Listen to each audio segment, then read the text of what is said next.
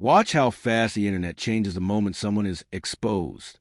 A clip appears, a screenshot surfaces, a creator gets caught lying, manipulating, stealing, cheating, or saying something ugly, and almost instantly the atmosphere shifts. People do not only notice, they gather, they react, they accelerate the moment. They post threads, make response videos, stitch clips, quote old contradictions, dig up forgotten details, and speak with a kind of emotional certainty that feels larger than the event itself. That intensity is the real subject here, because if this were only about truth, the reaction would not feel so electrified. Carl Jung would have asked a sharper question. Why does exposing someone publicly feel so good? Not useful, not necessary. Good. Why does the moment carry such moral excitement, such emotional heat, such almost intoxicating energy for crowd? That is where the psychology begins. A real-life example makes this obvious. A creator with a polished image is suddenly accused of hypocrisy. Maybe they preach kindness while treating people cruelly behind the scenes. Maybe they sold authenticity while faking major parts of their life. The accusation may be real. The wrongdoing may matter. But what is striking is how fast this should be discussed turns into something more charged. The crowd does not only want truth. It wants a reveal, the takedown, the unraveling, the satisfaction of seeing the hidden thing dragged into the light. That satisfaction is the key, because Carl Jung would say that whenever a moral event becomes emotionally thrilling, the shadow is usually somewhere nearby. People like to imagine that call-out culture is driven only by conscience. Sometimes conscience is genuinely present. Harm matters. Lies matter. Exploitation matters. Jung would not deny that. But he would also insist that the psyche rarely moves in such clean lines. A person may believe they are acting only from justice, while also being fed by envy, superiority, resentment, aggression, and the pleasure of punishment. Those elements are hard to admit openly. So the mind uses a cleaner story. I care about accountability. I am exposing the truth. People need to know. Again, sometimes that is true. But Jung would want to know why the person keeps watching after they already know enough. Why they want one more humiliating clip, one more contradiction, one more moment of visible collapse. Why they feel emotionally brighter once the exposure begins spreading. Why public shame can produce not just seriousness, but appetite. That appetite reveals something. Public exposure gives modern people a strange combination of things that the psyche finds very powerful. Moral righteousness, aggression, group belonging, emotional stimulation, and the chance to stand above another person while claiming virtue. That is an incredibly potent emotional mix. Carl Jung understood that human beings are not only drawn to light, they are also drawn to the dramatic management of darkness. And online culture gives them endless chances to participate in it without calling it by its real name. Because what is exposing in many cases? Sometimes it is truth, yes, but very often it is also symbolic punishment. The person is being reduced publicly. Their mask is being ripped off in front of everyone. Their image is shrinking in real time. The crowd becomes judge, witness, and executioner at once. And people feel more alive than they did 10 minutes earlier. Why? Because exposure is not only informational, it is ritualistic. Jung would have recognized that immediately. A public exposure functions almost like a moral ceremony. The crowd gathers. The hidden sin is named. The figure is stripped of status. The audience participates in condemnation. Symbolically, the group cleanses itself by forcing one person into the role of a visible wrongdoer. That process can feel deeply satisfying because it gives people an external place to put their own disowned darkness. This is why the target matters so much. The internet particularly loves exposing people who seem elevated, polished, admired, superior, preachy, untouchable, or morally self-assured. It is not just any flaw that goes viral. It is the fall of the person who looked too controlled, too powerful, too above ordinary contradiction. Once they crack, the crowd feels not only justified, but relieved. Relief matters here, because relief tells you that the public figure had become psychologically heavy for the audience. Their image carried too much pressure, too much comparison, too much irritation, too much unconscious inferiority in the people watching. When the figure is exposed, The pressure eases. The image is no longer towering in the same way. They become ordinary, stained, reducible. Carl Jung would say that the crowd feels morally energized because exposing the person lowers them while elevating the group. People get to feel cleaner, sharper, more honest, more morally intact by contrast. That emotional elevation is one reason public exposure spread so fast. The act offers symbolic superiority at mass scale, and social media intensifies every part of it. The algorithm favors heat. Heat favors certainty. Certainty favors dehumanization. Once a person becomes the exposed one, nuance weakens fast. The story stops being about the actual size of the offense and starts becoming about the emotional usefulness of their collapse. The audience begins feeding on the exposure, not just evaluating it. A simple example. Someone posts a long call-out thread revealing that a popular influencer has mistreated collaborators. The first few reactions focus on the evidence. Within hours, though, the tone shifts. People begin mocking appearance, reliving old, awkward clips, enjoying the downfall in broader ways. The crowd does not stop at "this behavior is wrong." It expands into "now everything about this person is disgusting." Jung would say that is the moment shadow material has entered the field fully, because the shadow does not want proportion. It wants discharge, and public exposure gives it a moral excuse. That is why exposing others online feels so emotionally rewarding to many people. It allows them to express cruelty through the language of principle. It allows them to enjoy humiliation while calling it justice. It allows them to feel united with others in condemnation, which produces powerful belonging. It allows aggression to move without being named as aggression. Jung would consider that psychologically dangerous, not because exposing harm is always wrong, because the crowd quickly becomes unconscious in the pleasure of it. And once that pleasure takes over, the event stops being only about truth. It becomes about feeding something darker that was waiting for a chance to move in public. That is the real threshold of this topic, not whether people should ever be called out. The deeper question is, why does public exposure so often feel emotionally delicious to the crowd?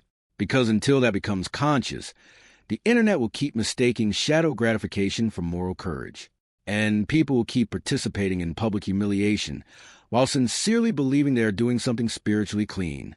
That is where this journey begins. Carl Jung would say that public exposure becomes addictive when it stops functioning as truth-telling and starts functioning as shadow release. A person can expose wrongdoing from genuine conscience. Harm may be real. Lies may be real. Manipulation may be real. But the emotional temperature changes the moment the crowd begins feeling energized by the punishment itself. Jung would look there immediately. He would ask why the revelation feels so satisfying, why humiliation spreads faster than understanding, and why the desire for exposure so quickly becomes a desire for total reduction. For Jung, the shadow contains everything the conscious personality prefers not to identify with directly: aggression, envy, cruelty, superiority, vindictiveness, pleasure in seeing someone lowered, the wish to attack without admitting the attack as one's own desire. Most people want to think of themselves as fair and morally clean. So when these impulses want expression, they rarely arrive honestly. They arrive disguised. Now aggression can wear the mask of accountability. Now contempt can wear the mask of justice. Now the thrill of humiliation can wear the mask of moral seriousness. That is why the energy around call-out culture becomes so intense. It is not only the energy of conscience, it is conscience mixed with shadow appetite. Jung would say that mixture is dangerous precisely because it feels righteous. The person no longer experiences themselves as acting from aggression. They experience themselves as acting from necessity. A real-life example makes this easy to recognize. A creator is caught faking part of their story. People reasonably want explanation, but quickly the crowd goes further.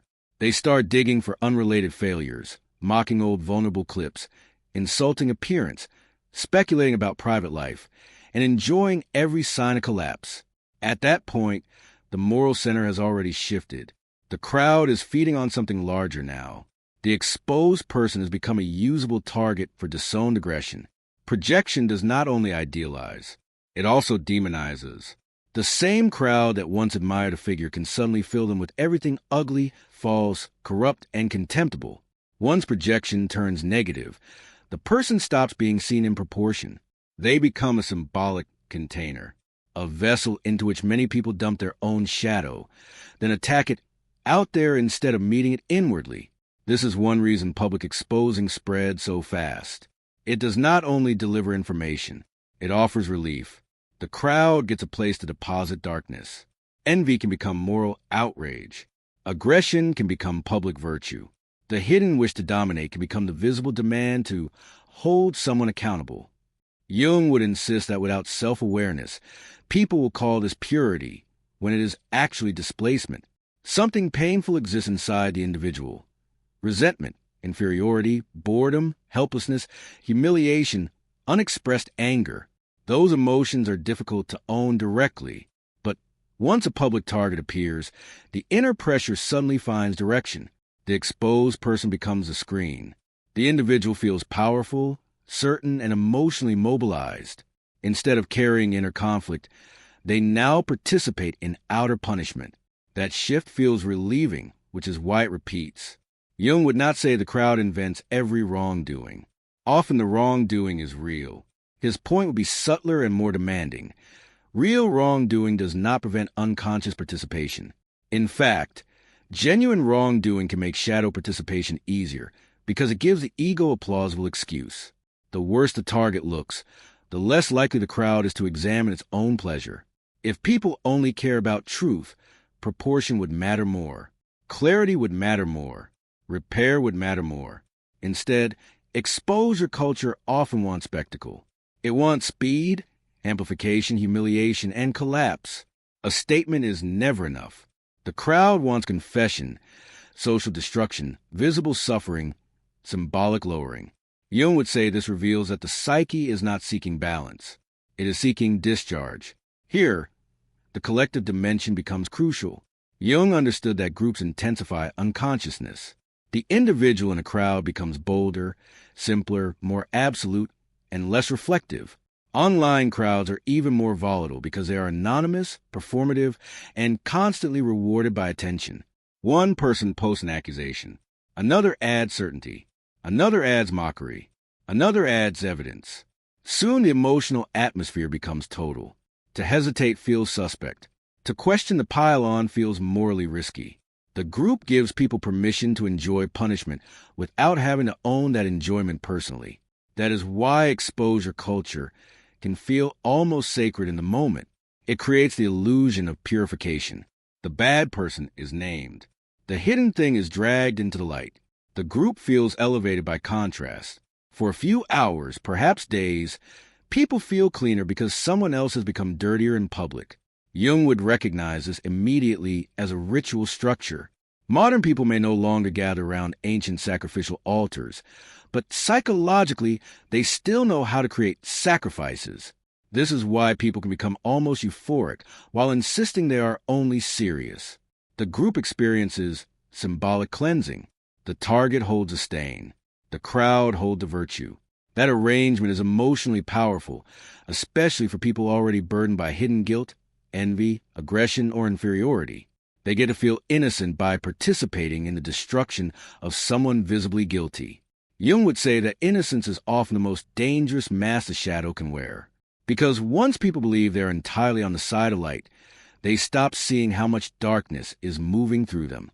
That is why call-out culture often becomes merciless. Mercy requires self-knowledge. Proportion requires humility. But when the crowd is possessed by righteousness, those qualities vanish quickly. So the deeper Jungian question is not whether exposing someone can ever be justified. That is where real self-observation finally has to begin.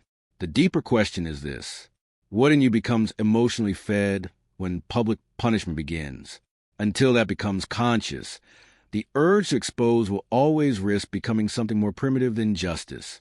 It will become a socially approved outlet for shadow material that the individual has not yet learned to confront as their own. Carl Jung would say the real work begins the moment you stop asking only whether the exposed person deserves criticism and start asking why the act of exposing feels so emotionally rewarding to you. That question changes the entire scene. Because as long as the focus stays only on the target, the psyche remains comfortably externalized. The wrong is out there. The guilt is out there. The ugliness is out there. The humiliation belongs to them. But the moment you ask what in you is being fed by the exposure, the whole moral theater becomes more complicated, more uncomfortable, and far more useful. A person who feels compelled to expose someone publicly is often protecting a very specific inner position. Sometimes they are protecting their sense of moral superiority. Sometimes they are protecting themselves from envy. Sometimes they are protecting a wounded sense of fairness. Sometimes they are protecting the ego from confronting its own attraction to the qualities it claims to hate. Jung would insist that these motives can coexist. Human beings are rarely driven by one clean emotion. Conscience may be present. So may the shadow. The serious task is learning to distinguish them. A real-life example makes this much clearer. Imagine a viewer who becomes obsessed with exposing a luxury influencer for hypocrisy. On the surface, the criticism sounds ethical. The influencer lies, performs fake authenticity, sells impossible standards, and profits from fantasy. All of that may be true, but if the viewer is honest, another layer appears. The influencer's beauty, status, and ease were already provoking something painful long before the exposure. The call-out now becomes more than correction. It becomes emotional revenge against an image that had been stirring inferiority and resentment for months or years. That does not mean the criticism is invalid. It means the criticism is mixed. Jung would say mixture is a rule, not the exception. That is why self-examination matters so much here.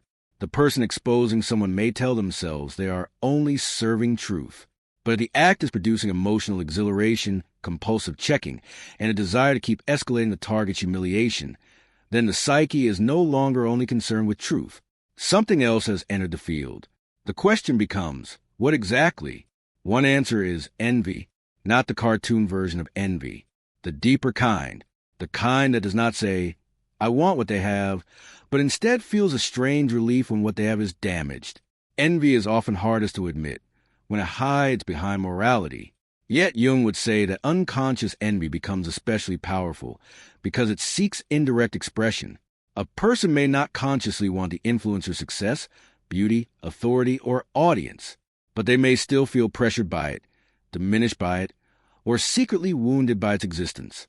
Exposure then becomes a way to reduce the symbolic pressure of that image. Another answer is aggression. Many people have very little direct, conscious relationship to their own aggression. They avoid conflict, suppress irritation, stay nice, and build identities around being thoughtful or emotionally evolved.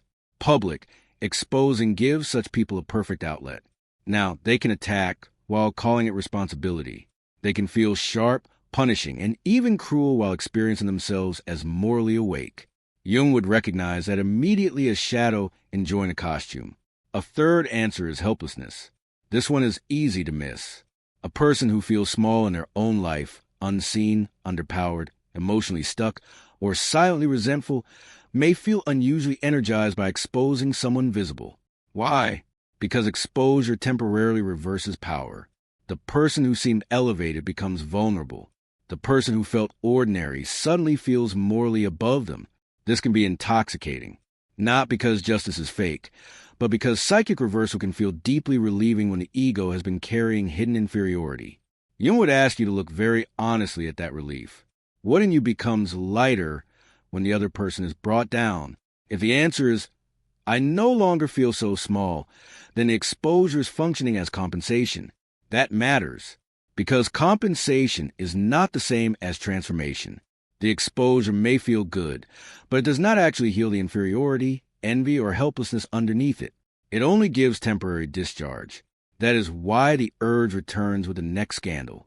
A new public center appears, and the same emotional machinery comes online again. This is where Jung's call for consciousness becomes very demanding. He would not say, never expose anyone. He would say, know what in you is participating. That participation changes everything. If you know that your aggression is awake, you can become more measured. If you know that envy is present, you can stop pretending your excitement is pure. If you know that the target's image has been pressuring your self-worth, You can start reclaiming the qualities you kept projecting outward. The whole event becomes not only a social drama, but a mirror. That mirror is valuable. Suppose you become intensely activated whenever people expose hyperconfident influencers. Why them? What are they carrying for you? Do they represent the confidence you have not permitted yourself? The shameless visibility you resent because you fear in yourself? The narcissism you condemn publicly but secretly fear because you have your own buried appetite for significance? Jung would say the emotional charge points directly toward unlived material. This is why exposing others online can become psychologically revealing if you stop using it only as entertainment or moral theater. The person you most want to bring down often symbolizes something you have not consciously integrated. That is the real opportunity, not to become passive, not to become indifferent to harm, but to become less possessed. Because possession is exactly what happens when the shadow takes over under banner of justice. A person no longer sees proportion. They want more exposure, more humiliation, more collapse, more certainty, more symbolic destruction. Their nervous system becomes fed by the process itself. At that point, the target is no longer just a wrongdoer. They are a sacrifice. Jung would say that the urge to sacrifice another person publicly often reveals how desperate the psyche is to get rid of something in itself. A practical way to interrupt this is brutally simple. Before sharing the clip, posting the thread, or joining the pylon, ask yourself 3 questions. What am I feeling in my body right now? What about this person's image has been affecting me before this exposure? What would I lose if I stopped participating in this humiliation here? Those questions slow the shadow down. Maybe you realize you are angry in ways that have nothing to do with this person. Maybe you realize you were more intimidated by their image than you admitted. Maybe you realize the call-out is giving you belonging, stimulation, or superiority that your real life is not currently providing. Once you see that, you have a choice. You may still speak. You may still criticize. You may still believe the person should face consequences. But now your participation becomes more conscious, less hungry, less inflated, less secretly addictive. And that is the whole shift Jung would care about. Not innocence, not silence, consciousness. Because once you know what your need to expose is really carrying, you're no longer only punishing them. You are finally beginning to understand yourself. Carl Jung would say the most dangerous part of public exposing is not the accusation itself. It is the feeling of innocence in the crowd. That is the point where people become least conscious and most certain. They believe they are only defending truth, only serving accountability, only helping justice move forward. Sometimes part of that is real. Harm does exist. Lies exist. Manipulation exists. Public deception deserves to be named. But Jung would insist that naming harm and feeding on humiliation are not the same thing. And the internet confuses those two things constantly. That confusion is what this whole video has been about. Because when exposing someone online starts to feel emotionally exciting, when it starts to feel energizing, satisfying, almost pleasurable, then something more than conscience is moving. The shadow has entered. Envy may be there. Aggression may be there. Superiority may be there. Relief may be there. The hidden wish to see someone reduced may be there. That does not mean every call-out is false. It means almost no call-out is psychologically pure. And that is the truth people avoid. Carl Jung spent his life warning that what remains unconscious does not become harmless. It becomes fate. It becomes repetition. It becomes collective behavior. It becomes moral certainty covering darker motives that the ego does not want to admit. That is exactly why public humiliation spreads so fast online. The exposed person becomes a socially acceptable container for the crowd's disowned material. Now aggression can move under the name of justice. Now contempt can move under the name of clarity. Now the thrill of destruction can move under the name of accountability. And because the target is visible, imperfect, and already under attack, people feel licensed to enjoy the collapse without asking what exactly is being fed in them. That is the real loss of consciousness. The person on the screen may have done something wrong, but the crowd is rarely only responding to the act. It is also responding to its own pressure, envy, inferiority, resentment, boredom, hunger for stimulation, and desire to feel clean by contrast. That is why the emotional rush can feel so intense. It is not only about truth, it is about psychic release. And once you understand that, the real question shifts. Not, did they deserve criticism? But, why did this criticism feel so good to watch? That is the question that turns a public event into inner work. Because the answer is almost never only about the exposed person. It is about what they represented, what they stirred, what they carried symbolically in the eyes of the people watching. Their image may have activated envy. Their confidence may have stirred inferiority. Their visibility may have awakened resentment. Their moral pose may have invited the crowd's hidden wish to punish hypocrisy, because hypocrisy in others is easier to attack than contradiction in oneself. Jung would say this is where maturity begins, when you stop using public figures only as targets and start using your reactions to them as mirrors. Before we close, sit with one direct question. Whose exposure felt more satisfying to watch than you wanted to admit? Not just interesting, not just justified, satisfying. Stay with that, because the answer will tell you exactly what kind of image had unconscious power over your inner life. If this resonates, write in the comments one thing this video made you notice about your own reaction to public call-outs and exposure culture. And if you know someone who says they are only holding people accountable, but always seems strangely energized by public humiliation, share this video with them. Because sometimes the darkest part of call-out culture is not the lie being exposed. It is a shadow in the crowd that finally gets to enjoy itself while pretending it is only there for truth.